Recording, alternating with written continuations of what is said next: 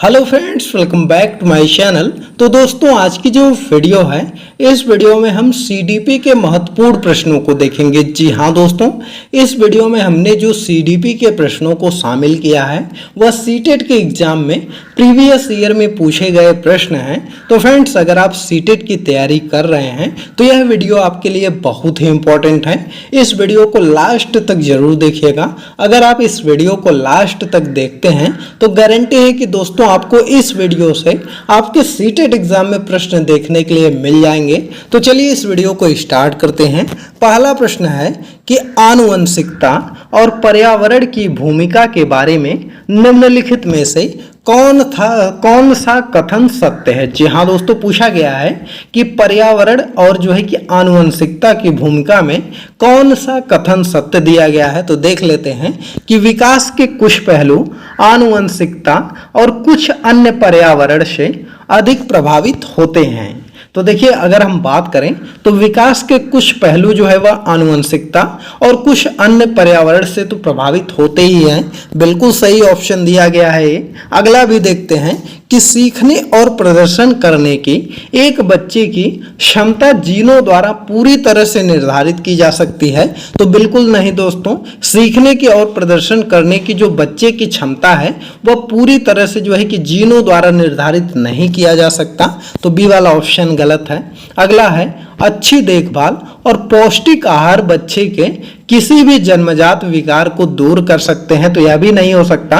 अगर किसी बच्चे को आप अच्छा खाना खिलाइए, अच्छा पौष्टिक आहार दीजिए या अच्छी तरह से देख रेख करिए तो ऐसा नहीं हो सकता कि उसको जो जन्मजात विकार है, जैसे कुछ लोग ऐसे होते हैं जो कि जन्म से ही अंधे होते हैं, तो वह सही नहीं होंगे। आप चाहे कितना भी पौष्टिक उनको भोजन दे दें या कितनी अच्छी तरह से देखभाल करें, तो ऐसा नहीं हो सकता। यह भी ऑप्शन गलत है। और अगला है कि पर्यावरण केवल बच्चे के भाषा विकास में महत्वपूर्ण भूमिका निभाता है। तो यह भी ऑप्शन गलत दिया गया है कि पर्यावरण केवल बच्चे के भाषा विकास में ही महत्वपूर्ण भूमिका नहीं निभाता।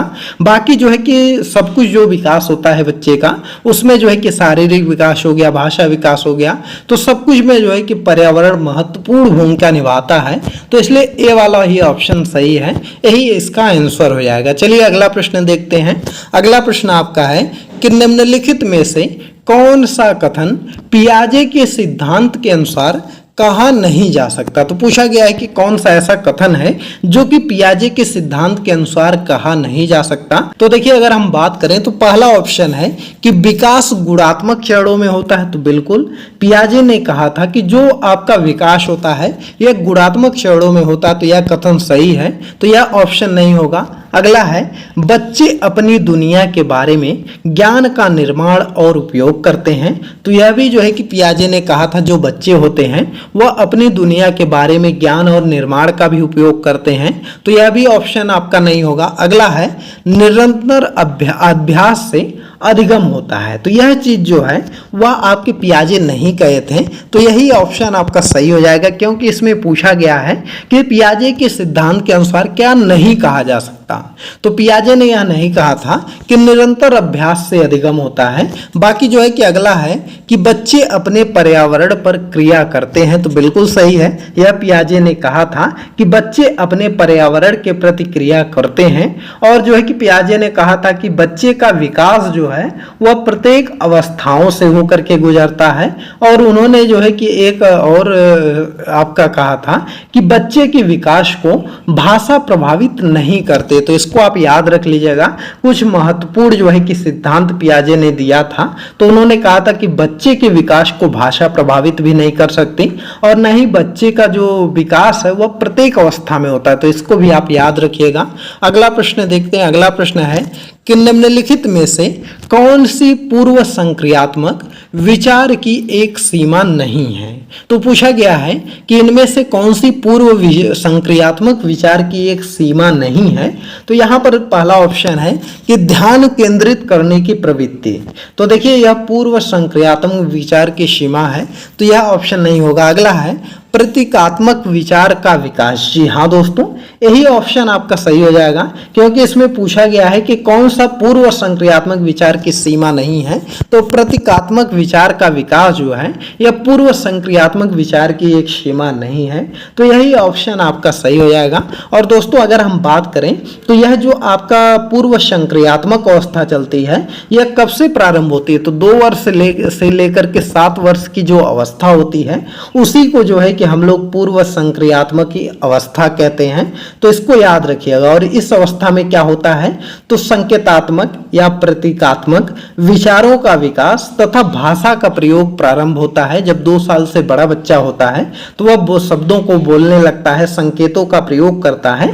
तो इस जो है कि अवस्था में पूर्व संक्रियात्मक में इन सब चीजों का विकास होता है। चलिए अगला प्रश्न देखते हैं। अगला प्रश्न आपका है कि यहाँ पर दिया गया है, पहले ही आपको भरना है। यहाँ पर है के अलावा निम्नलिखित कारणों से खेल युवा बच्चों के विकास में एक महत्वपूर्ण भूमिका निभाता है। तो आगे क्या भरा जाएगा? तो यहाँ पर देखिए पहला ऑप्शन है वे अपने शरीर पर निपुणता प्राप्त करते हैं, वह उनकी इंद्रियों को उत्तेजित करता है, यह समय बिताने का एक सुखद तरीका है, वे नए कौशल हासिल करते हैं और सीखते हैं और उन्हें कब उपयोग किया जाए यह चीज वह जानते हैं। तो यहाँ पर देखिए अगर हम बात करें तो यहाँ पर जो है कि यह आपका जो ऑप्शन यहाँ पर भरा जाएगा वह हो जाएगा कि यह समय बिताने का एक सुखद तरीका है। जी हाँ दोस्तों, यह समय बिताने का एक सुखद तरीका के अलावा जो है निम्नलिखित कारणों से खेल युवा बच्चों के विकास में महत्वपूर्ण भूमिका निभाता है। तो देखिए अगर खेल कोई बच्चा खेलता है तो वे अपने शरीर पर निपुणता प्राप्त करते हैं, वह उनकी इंद्रियों को भी खेल उत्तेजित करते हैं, वे नए कौशल भी हासिल करते हैं और सीखते हैं कि उन्हें कब उनका उपयोग करना है। और केवल जो है कि यह समय बिताने का सुखद तरीका नहीं है, यही ऑप्शन इसमें जो है कि गलत दिया गया है। तो यहाँ पर वही फिल हो जाएगा कि यह समय बिताने का सुखद तरीका के अलावा जो है सभी जो कारण है वह खेल युवा बच्चों के विकास में महत्वपूर्ण भूमिका निभाते हैं। तो देखिए दोस्तों, इस तरह से भी आपके सीटेट में प्रश्न आते हैं। इस तरह के प्रश्न आपके सीटेट के एग्जाम में हर बार प्रश्न पूछा जाता है, तो इसको कर लीजिएगा। अगला प्रश्न है निम्नलिखित में से कौन सा प्रश्न बच्चों को गंभीर रूप से सोचने के लिए आमंत्रित करता है? जी हाँ दोस्तों, पूछा गया है कि यह जो चारों ऑप्शन दिए गए हैं इसमें हम कैसा प्रश्न अगर बच्चे से पूछें कि वह उसको ज्यादातर जो है कि गंभीर रूप से सोचने के लिए मदद करेगा। क्या आप उसका उत्तर जानते हैं या सही जवाब क्या है? क्या आप इसी तरह की स्थिति के बारे में सोच सकते हैं या विभिन्न तरीकों से हम इसे कैसे हल कर सकते हैं? तो देखिए अगर हम कोई प्रश्न देते हैं और बच्चों को गंभीर रूप से सोचने के लिए आमंत्रित अगर करना चाहते हैं तो ऐसे में हम उनसे कहेंगे कि यह जो है कि विभिन्न तरीकों से इस क्वेश्चन को हम कैसे हल करेंगे। तो इस तरह से जब क्वेश्चन करेंगे तो बच्चे जो है वह ज़्यादा गंभीर रूप से सोचने के लिए आमंत्रित हो जाएंगे, मतलब वह सोचेंगे। तो इसको आप याद रखिएगा, डी वाला ऑप्शन आपका सही हो जाएगा। दोस्तों वीडियो कैसी लग रही कमेंट करके बताइएगा। वीडियो पसंद आ रही तो वीडियो को लाइक करिए, ज़्यादा से ज़्यादा शेयर करिए और चैनल पर नए हैं तो चैनल को भी सब्सक्राइब कर लीजिएगा, क्योंकि दोस्तों एक वीडियो बनाने में काफ़ी ज़्यादा मेहनत लगता है, काफ़ी ज़्यादा क्वेश्चन को ढूंढना वगैरह पड़ता है। तो इसलिए चैनल को सब्सक्राइब कर दीजिए और वीडियो को भी लाइक कर दीजिएगा। और दोस्तों एक चीज़ बता दें कि हमारा एक टेलीग्राम चैनल भी है जिसका कि लिंक इस वीडियो के डिस्क्रिप्शन में दिया गया है, तो आप जो है कि हमको टेलीग्राम चैनल पर भी फॉलो कर लीजिए। चलिए दोस्तों अगला प्रश्न देखते हैं। अगला प्रश्न है कि निम्नलिखित में से कौन सा विकल्प प्रगतिशील शिक्षा का सबसे अच्छा वर्णन करता है? जी हाँ दोस्तों, पूछा गया है कि इनमें से कौन सा विकल्प जो है वो प्रगतिशील शिक्षा का सबसे अच्छा वर्णन करता है। तो ऑप्शन दिया है कि यहाँ पर करके सीखना, कि परियोजना विधि या सहयोग से सीखना, या थीमेटिक इकाइयाँ, नियमित इकाई परीक्षण, रैंकिंग, कि व्यक्तिगत अध्ययन, क्षमता समूह बनाना, छात्रों की लेबलिंग करना, या परियोजना विधि, या क्षमता समूह बनाना, या रैंकिंग। तो देखिए दोस्तों, अगर हम यहाँ पर बात करें तो यहाँ पर जो है कि प्रगतिशील शिक्षा का सबसे अच्छा जो वर्णन करता है वह है करके सीखना। जी हाँ दोस्तों, करके सीखना अगर हम जो है कि कक्षा में लागू करते हैं तो बच्चे जब कोई भी चीज़ अपने से करके सीखते हैं तो बहुत जल्दी सीखते हैं। और परियोजना विधि भी है, और सहयोग से सीखना भी काफ़ी ज़्यादा जो है कि उनको सीखने में मदद करता है। तो इसलिए ए वाला ऑप्शन सबसे ज़्यादा उपयुक्त है, तो यही आंसर आपका हो जाएगा। अगला प्रश्न देख लेते हैं। अगला प्रश्न दोस्तों आपका दिया गया है कि यहाँ पर है कि प्रगतिशील शिक्षा के बारे में निम्नलिखित में से कौन सा कथन बताता है कि शिक्षा स्वयं ही जीवन है। जी हाँ दोस्तों, प्रगतिशील शिक्षा के बारे में जो कथन दिया गया है, कौन सा ऐसा कथन है जो कि यह बता रहा है कि प्रगतिशील जो कि आपका शिक्षा ही जीवन है। तो यहाँ पर ऑप्शन आपका है कि स्कूल शिक्षा को यथासंभव लंबे समय तक जारी रखना चाहिए, तो बिल्कुल नहीं, यह गलत ऑप्शन है। अगला है स्कूलों की आवश्यकता नहीं है, बच्चे अपने जीवन के अनुभवों से सीखते हैं, तो यह भी ऑप्शन आपका गलत दिया गया है। स्कूलों में शिक्षा सामाजिक और प्राकृतिक दुनिया को प्रतिबंधित करें। जी हाँ दोस्तों, यह ऑप्शन आपका बिल्कुल सही दिया गया है कि स्कूलों में शिक्षा सामाजिक और प्राकृतिक दुनिया को जो है वह आपका प्रतिबिंबित करना चाहिए, यहाँ प्रतिबिंबित करना चाहिए। इसको आप ध्यान दीजिएगा, यहाँ पर प्रतिबंधित नहीं लिखा गया है, यहाँ पर प्रतिबिंबित लिखा गया है। तो मतलब प्रतिबिंबित मतलब होता है कि मतलब उसको दिखाए, तो यह ऑप्शन आपका हो जाएगा। यही ऑप्शन सबसे उपयुक्त है, सी वाला ऑप्शन आपका सही हो जाएगा। यहाँ पर दोस्तों इस वाले ऑप्शन में बहुत से लोगों को यह गलती हुआ होगा कि वह लोग इसको प्रतिबंधित पढ़े होंगे, और प्रतिबंधित जहाँ पर भी आएगा वह गलत हो जाएगा, तो इसलिए यह प्रतिबिंबित है, तो इसलिए यह ऑप्शन सही हो जाएगा। अगला है जीवन शिक्षा शिक्षक का, तो यह भी ऑप्शन गलत दिया गया है। सातवें में आपका सही आंसर जो हो जाएगा वह ऑप्शन नंबर सी हो जाएगा। अगला प्रश्न देखते हैं। अगला प्रश्न है कि कोहल वर्ग के सिद्धांत के योगदान के रूप में निम्नलिखित में से किसे माना जा सकता है।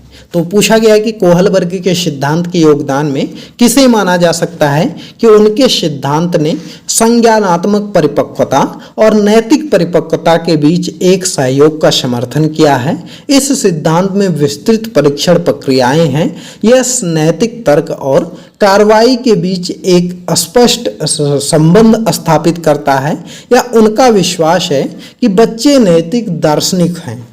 तो देखिए, अगर हम बात करें यहाँ पर तो कोहल वर्ग के सिद्धांत के जो योगदान के रूप में जो है वह यह माना जा सकता है कि उनके सिद्धांत ने संज्ञानात्मक परिपक्वता और नैतिक परिपक्वता के बीच एक सहयोग का समर्थन किया है। जी हाँ दोस्तों, जो आपके कोहल वर्ग के सिद्धांत थे वह संज्ञानात्मक परिपक्वता और नैतिक परिपक्वता के बीच एक सहयोग का समर्थन किया है, तो ए वाला ऑप्शन आपका सही हो जाएगा। अगला प्रश्न है कि निकटवर्ती विकास का क्षेत्र संदर्भित करता है। तो देखिए, अगर हम बात करें निकटवर्ती विकास का जो क्षेत्र संदर्भित करता है वह आपका क्या करता है।